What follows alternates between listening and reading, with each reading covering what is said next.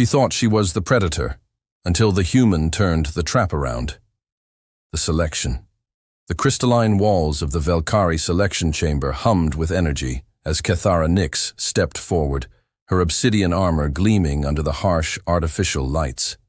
Her violet eyes, sharp as cut gems, surveyed the collection of captured beings suspended in containment fields before her. This was her moment, the final trial that would elevate her from student to master huntress. Choose wisely, young Nyx. Elder Vorthak's voice resonated through the chamber. Your selection will determine not only your success, but your standing within the noble houses. Kethara's fingers traced the ceremonial blade at her hip, a weapon passed down through generations of her bloodline. Each of her predecessors had earned their place through these trials, stalking prey across the testing grounds of Valtis 9. She would not be the first to fail. Her gaze moved past the trembling Centauri merchants, the defiant Rigelian warriors, until it settled on a figure that made her pause. Unlike the others, this human male sat perfectly still, his dark eyes fixed on some distant point beyond the chamber walls. Where others showed fear or rage, he displayed only calm observation. "That." "On," she declared, pointing toward the human. Elder Vorthak's mandibles clicked in approval. An interesting choice. The humans are primitive, yet they possess a certain cunning that makes them challenging prey. This specimen was captured during a military engagement near their home system. Kethara studied her selection more carefully. The human appeared to be in his early 30s by their standards, with close-cropped brown hair and weathered features that spoke of experience. His clothing bore the insignia of Earth's military forces, though it was torn and stained from capture. "What is your designation, creature?" she asked in practiced Terran standard. The human's eyes shifted to meet hers, and for a moment, Kethara felt an unexpected chill. There was intelligence there, a depth she hadn't anticipated. "Marcus Reed," he replied simply, his voice steady despite his circumstances. "Marcus Reed," she repeated, savoring the alien syllables. "I am Kethara Nyx, heir to the Crimson Blade. Lineage. In 3 days, you will be released onto Valtis 9. I will hunt you across its jungles and mountains until you are captured or dead. If you survive 7 days, you will be granted a swift end, rather than the slow death reserved for cowards." Marcus nodded once, as if acknowledging nothing more significant than a weather report. Understood. His composure irritated her. Where was the begging? The desperate bargaining she'd witnessed from other prey species? This human seemed almost bored. "Do you not comprehend your situation?" Kethara stepped closer to the containment field, her voice taking on a sharp edge. "I have trained for this moment since childhood. My senses are enhanced, my reflexes quickened by genetic modification. I carry weapons that can track you through any terrain, any weather. You are nothing more than an animal to be hunted." Marcus finally showed emotion, a slight smile that didn't reach his eyes. "I suppose we'll find out." The dismissal in his tone sent a flash of anger through Kethara's chest. This primitive would learn respect when she dragged his broken form back to the arena. She turned away from the containment fields, her mind already calculating strategies and approach vectors. 3 days later, as the transport delivered Marcus to the jungle moon's surface, Kethara watched from orbit. Soon, she would follow, and the hunt would begin. The human had no idea what was coming for him. She was about to discover how wrong she was. Hunt begins. The humid air of Valtis 9 struck Kethara like a physical blow as she emerged from her drop pod. The jungle moon's dense canopy filtered the twin suns into dappled green shadows, alive with the calls of unseen creatures. She inhaled deeply, her enhanced senses immediately cataloging dozens of scent trails, temperature variations, and atmospheric pressure changes. Her hunting armor adjusted automatically to the environment, its adaptive camouflage shifting to match the surrounding foliage. The heads-up display in her helmet flickered to life, overlaying thermal signatures and movement patterns across her field of vision. Every piece of equipment represented centuries of Velkari technological advancement. Motion, sensors, pheromone trackers, energy weapons that could punch through reinforced steel. Prey released at coordinates 7 Alpha 9 approximately 6 hours ago, she murmured into her comm unit, recording her hunt log. Beginning pursuit pattern Vorthak 7, the landing site where Marcus had been deposited showed obvious signs of VI. His presence, disturbed earth, broken vegetation, even what appeared to be a makeshift shelter. Too obvious. Kethara's lip curled in disdain. The human was either incredibly primitive or... She knelt beside the shelter, running her armored fingers through the scattered leaves. Her helmet's analysis confirmed human DNA traces, but something felt wrong. The construction was too deliberate, too neat for someone supposedly fleeing in terror. Following the trail proved easier than expected. Broken branches marked his passage like waypoints, leading deeper into the jungle. Kethara's confidence swelled as she tracked the obvious signs. Footprints in mud, threads caught on thorns, even what appeared to be blood drops on a fallen. Long hours passed as she pursued the trail with methodical precision. Her armor's environmental systems kept her comfortable despite the oppressive heat, while her enhanced physiology allowed her to maintain a tireless pace. This would be over before nightfall. Then the trail vanished. Kethara stood in a small clearing, staring at ground that showed no further signs of passage. Her helmet's sensors swept the area in expanding circles, finding nothing. No heat signature, no chemical traces, no electromagnetic disturbance. It was as if Marcus Reed had simply ceased to exist. Impossible, she breathed, activating her suit's full sensor array.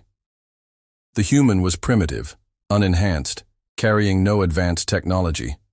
How could he disappear so completely? A soft beeping from her motion detector made her freeze. Something was moving in the canopy above. She looked up, weapon ready, but saw only swaying leaves and the occasional flutter of native wildlife. The detector continued its intermittent warnings, patterns that made no sense. As the day wore on, her frustration mounted. Every trail led to dead ends. Every sensor reading proved false. Her pheromone trackers picked up human scent from a dozen different directions, creating a confusing web of contradictory information. When darkness fell, Kethara made camp in a defensible position, her armor's systems maintaining vigilant watch. She'd hunted dozens of species across multiple worlds, but none had ever evaded her for an entire day.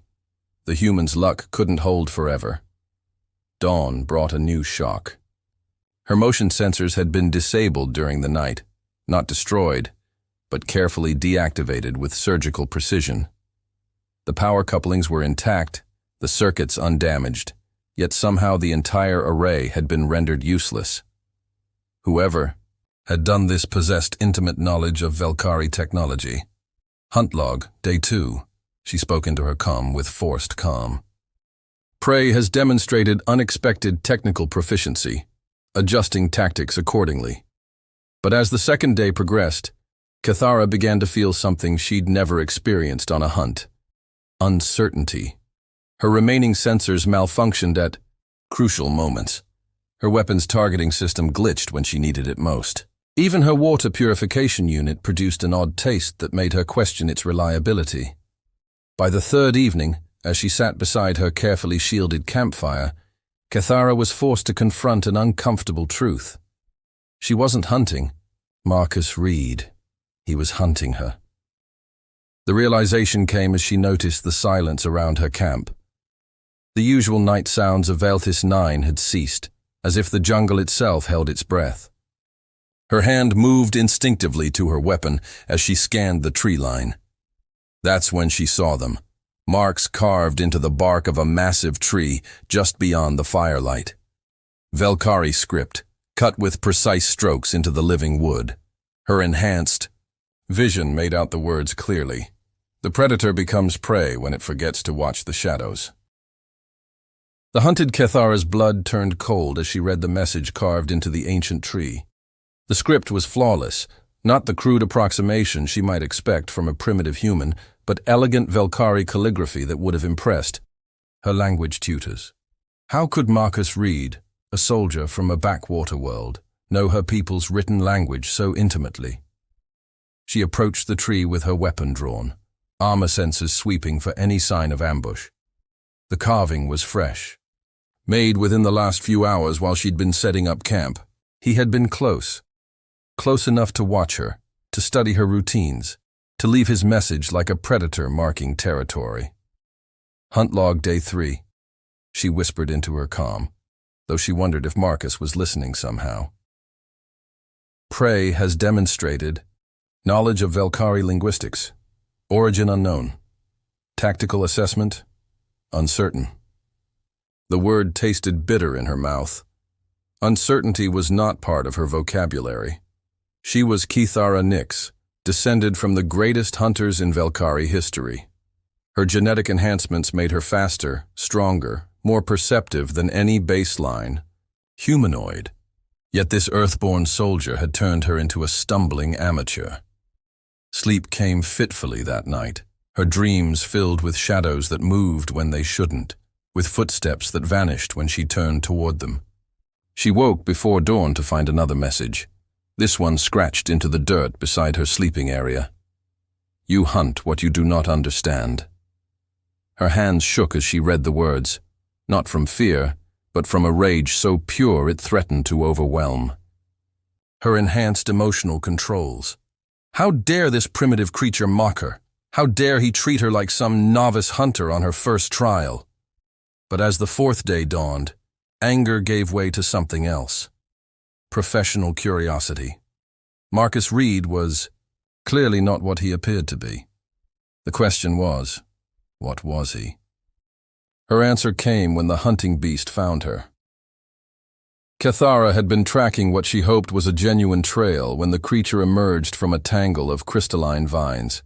It stood 3 meters tall, all rippling muscle and razor-sharp claws, with 6 eyes that tracked her movement with predatory intelligence. A Velthis stalker, one of the moon's apex predators, and definitely not supposed to be in this sector. Her armor's defensive systems activated automatically, but the beast was faster than her computer models predicted. Its claws raked across her chestplate, sending sparks flying as reinforced metal screamed in protest. She rolled aside, bringing her plasma rifle to bear, but the creature was already moving, circling her with fluid grace. The first blast went wide. The second scorched its flank but only seemed to enrage it further. Kithara backpedaled, trying to gain distance, but her foot caught on a root and she stumbled. The stalker's massive form blotted out the filtered sunlight as it leaped toward her, claws extended for a killing strike. The creature's roar died in a wet gurgle as a crude spear punched through its throat.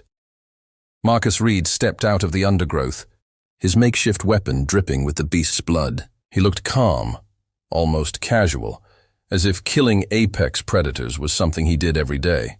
His clothes were torn and stained, but his eyes held the same steady intelligence she'd noticed during their first encounter. "Are you hurt?" he asked, in accented but fluent Velkari. Kithara stared at him, her mind struggling to process what had just happened. Her prey had not only saved her life, but had spoken in her native tongue, a language supposedly unknown to humans. "You," she began, then stopped. Her armor's systems ran diagnostics, confirming superficial damage but no serious injury. "You speak Velkari." Marcus pulled his spear free from the creature's corpse, studying the blade with professional interest. "I speak several languages. Occupational necessity." "What occupation requires knowledge of xenolinguistics and apex predator behavioral patterns?" For the first time since their hunt began, Marcus smiled, a genuine expression that transformed his weathered features. "The same one that teaches you to disable motion sensors without triggering tamper alerts." Understanding dawned like a cold sunrise. "You're not a common soldier." "No," he admitted, cleaning his weapon on the dead stalker's hide. I'm not. They stood in the jungle clearing, hunter and hunted, each reassessing everything they thought. They knew about the other. Cathara's training screamed at her to attack, to complete her mission, but something held her back. Perhaps it was curiosity.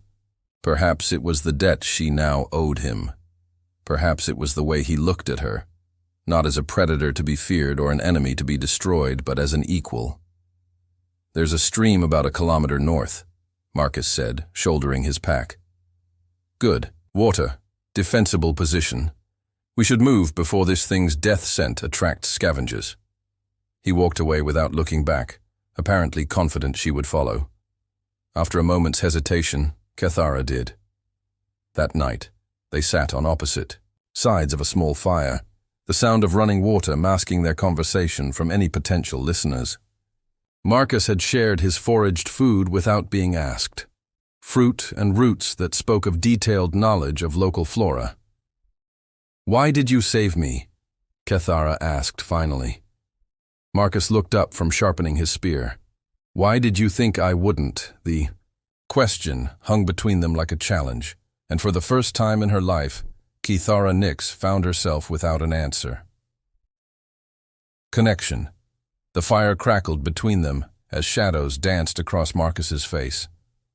Cathara studied him with new eyes, noting details she'd missed before, the way he moved with calculated precision, how his gaze constantly swept their perimeter, the small scars that spoke of countless battles survived.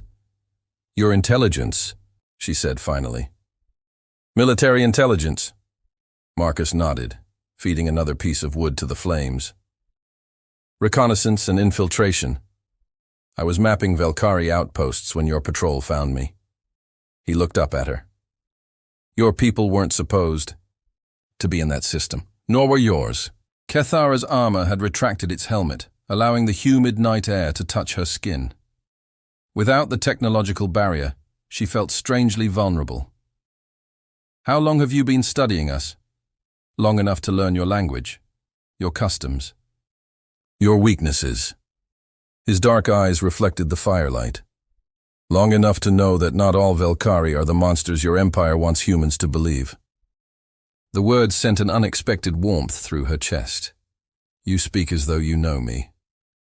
"I've been watching you for 4 days, Cathara. I know you could have used lethal force when your senses failed. I know you haven't called for backup despite protocol requiring it. I know you chose to trust me when I led you away from that stalker's territory." Her breath caught at the sound of her name on his lips, spoken with a gentleness no one had ever used with her. In Velkari society, she was a weapon first, a person second. But Marcus looked at her as if she were simply herself. "This is madness," she whispered, but made no move to leave the fire's warmth. "Is it?" Marcus set down his spear and leaned forward slightly. "You're the finest hunter I've ever encountered. Your skills, your intelligence, they're wasted on ceremonial trials and pointless displays of dominance. You don't understand. This trial defines everything about my future, my standing." "Your freedom," he interrupted softly. "I've seen the recordings of these hunts, Cathara. I know what happens to the ones who fail." She stared at him, shocked by the compassion in his voice.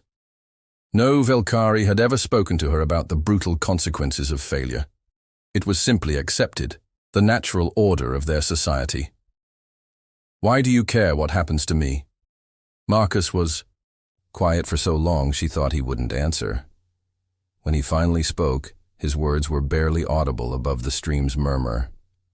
"Because in 4 days, you've shown me more honor than most of my own species manage in a lifetime." The admission hung between them like a bridge neither had expected to build. Cathara felt something shift inside her chest, a loosening of bonds she hadn't known existed. "Tell me about Earth," she said impulsively. Marcus's smile was sad and beautiful. "It's dying.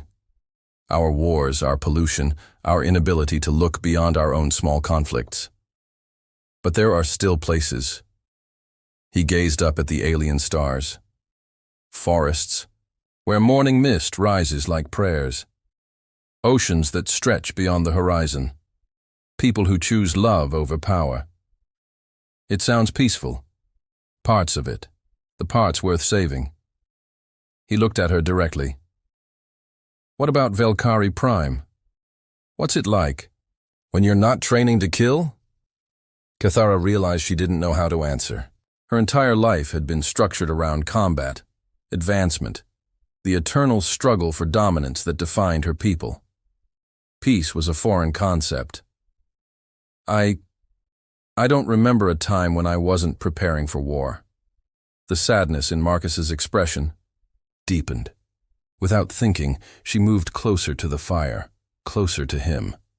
The space between them seemed to crackle with more than just heat from the flames. You could have killed me 12 times, she said quietly. Why didn't you? Because some things are worth more than victory. His hand moved toward hers, stopping just short of contact. Because you're worth more than what they've made you into. The touch, when it came, was electric. His fingers brushed against hers with infinite gentleness, and Cathara felt something she'd never experienced.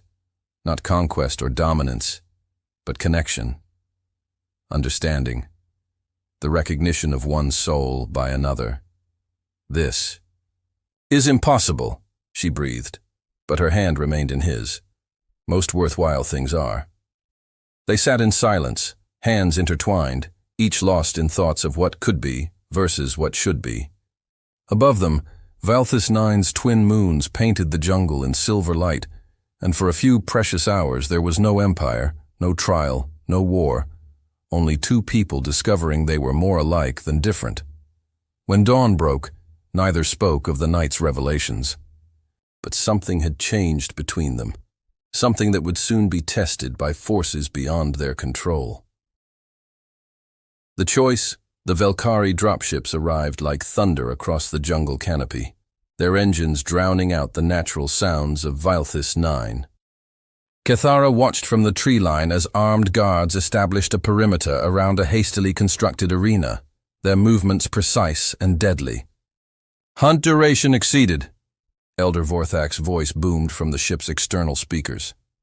Huntress Nix, report for trial completion. Marcus appeared beside her, moving with the same silent grace that had kept him alive for 6 days. How many? 30 soldiers. Heavy weapons. Containment fields. Cathara's enhanced vision cataloged the tactical situation automatically.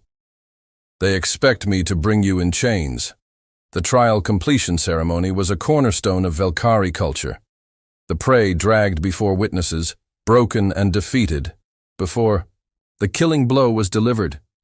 It was meant to demonstrate not just the hunter's skill, but their total dominance over lesser species. And if you don't? The question hung between them like a death sentence. Failure to complete the trial meant exile at best, execution at worst. Everything she'd worked for, everything she was, depended on the next few hours. Then I become prey, she said simply. Marcus studied her face with those dark, intelligent eyes. There's another option. Which is? We run. Together. My people have colonies beyond Velkari space. Places where, no. The word came out harsher than she intended. You don't understand. If I fail, they'll hunt us both. The Velkari Empire has a long memory and longer reach. Then we make sure they remember the right lesson. Before she could ask what he meant, Marcus was moving toward the arena. Cathara's enhanced reflexes let her catch him, but he turned in her grip with surprising gentleness. Trust me, he said, and something in his voice made her let go. The assembled Velkari warriors tensed as Marcus walked into their midst, hands raised but unbowed. Elder Vorthak's mandibles clicked in what might have been approval or contempt. So, the prey finally presents itself. Huntress Nix, complete your trial. Cathara emerged from the jungle, her armor gleaming in the artificial lights. The weapon in her hand felt heavier than ever before, weighted with the expectations of her entire species. 6 days, she announced, her voice carrying across the clearing. 6 days this human evaded every sensor, every trap, every advantage our technology provided. Murmurs rippled through the assembled warriors. 6 days was unusually long for a trial completion. Enough, Vorthak commanded. Execute the creature and claim your place among the proven hunters. Marcus knelt in the center of the arena, but his eyes never left Kethara's face. In them, she saw not fear but something far more dangerous. Hope. Hope that she was more than what her people had made her. Hope that choice existed even in the heart of Empire. She raised her weapon, its targeting system painting a red dot over Marcus's heart. Around the arena, 30 soldiers watched with professional interest. Above them, recording devices captured every moment for the historical archives. This human, Kethara said, her voice steady despite the chaos in her chest, taught me something our masters never could. The plasma rifle's barrel shifted, no longer aimed at Marcus but at Elder Vorthak himself. He taught me that true strength isn't about domination, it's about choice. The arena erupted in shouts and confusion. Soldiers raised their weapons, but Kethara's enhanced reflexes gave her precious seconds. Her first shot disabled the dropship's engines. Her second sent Vorthak diving for cover. "Go!" she shouted to Marcus. But instead of running, he moved toward her, producing weapons that seemed to materialize from nowhere, a soldier's instincts in perfect synchronization with her own. Together they fought through the Velkari perimeter, their combined skills creating chaos in ranks accustomed to easy victories. They reached the jungle bloodied but alive, the sounds of pursuit growing fainter as they moved deeper into Vialthis IX's embrace. Hours later, hidden in a cave system Marcus had scouted days earlier, they tended each other's wounds in the flickering light of a small fire. "You realize what you've done," Marcus said quietly, cleaning a cut on her arm with surprising gentleness. "I've chosen," Kethara replied. "For the first time in my life, I've actually chosen." His hand covered hers, warm and steady. "And what did you choose?" She looked into his eyes and saw her future, uncertain, dangerous, but finally, completely her own. You, us. A chance to be something more than what we were born to be. The cave fell silent, except for the distant sounds of the jungle. Outside, the Velkari Empire would brand her a traitor, a failure, a cautionary tale. But inside, by the light of their small fire, Kethara Nix discovered what it meant to be truly free. Years later, on a small colony world where humans and refugees from a dozen species built something new together, she would teach their children about the day she learned that the greatest victory was knowing when not to fight, and the greatest strength was found in choosing love over conquest. But that night, in a cave on Velthis IX, she simply held Marcus's hand and planned their escape to the stars.